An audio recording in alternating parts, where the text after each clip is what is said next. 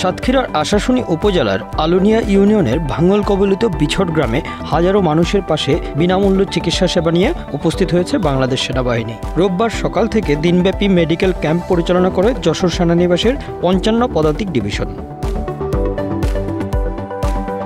ক্যাম্পের আনুষ্ঠানিক উদ্বোধন করেন ৫৫ পদাতিক ডিভিশনের জিওসি ও Jessore area commander major general JM Imdadul Islam. তিনি বলেন, দুর্যোগ কবলিত এলাকাবাসীর পাশে বাংলাদেশ সেনাবাহিনী সবসময় নিরলসভাবে কাজ করে যাচ্ছে।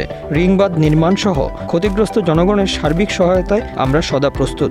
পূর্ব প্রতিশ্রুতি অনুযায়ী আজ এখানে চিকিৎসা ক্যাম্প স্থাপন করা হয়েছে। আমি কথা দিয়েছিলাম যে আমরা সেনা সদরের অনুমোদিতক্রমে আমরা অচিরেই একটা মেডিকেল ক্যাম্পেইন করব, একটা ক্যাম্প করব।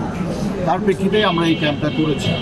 এখানে সিভিল সার্জন যিনি আছেন, ইউএনও যিনি আছেন, ওনাদের প্রত্যক্ষ সহযোগিতায় আমরা এটা করছি।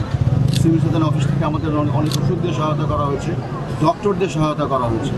এটা একটা সম্মিলিত প্রয়াস যেখানে আমরা মানুষের সাহায্যে এগিয়ে এসেছি। তিনি আরও জানান, ক্যাম্পে প্রায় ১০০০ রোগীকে চিকিৎসা সেবা দেওয়া হয়েছে এবং তাদের জন্য পর্যাপ্ত পরিমাণ ওষুধ মজুদ রাখা হয়েছিল। তারা আমাদের ভাই এবং বোন। দেশের যে কোনো প্রান্তেই অসহায় মানুষের পাশে দাঁড়ানোই সেনাবাহিনীর কর্তব্য।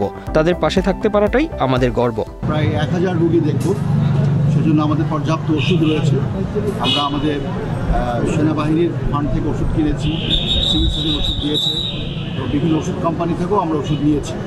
নিয়ে আমরা একটি রোগীকেও এখান থেকে ফেরত যাবে না তাকে যথাযথ চিকিৎসা না দেওয়া পর্যন্ত। এলাকার লোকজনের সাথে আমি কথা বলেছি, তারা অত্যন্ত খুশি।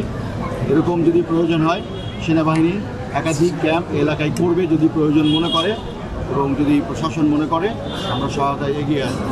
শুধু এখানেই না, আমরা যে কোনো এলাকায় প্রত্যন্ত অঞ্চলে যেখানেই মানুষ অসহায়, সাহায্য দরকার, সেখানে আমরা এই সাহায্যের হাতটা বাড়িয়ে দেব।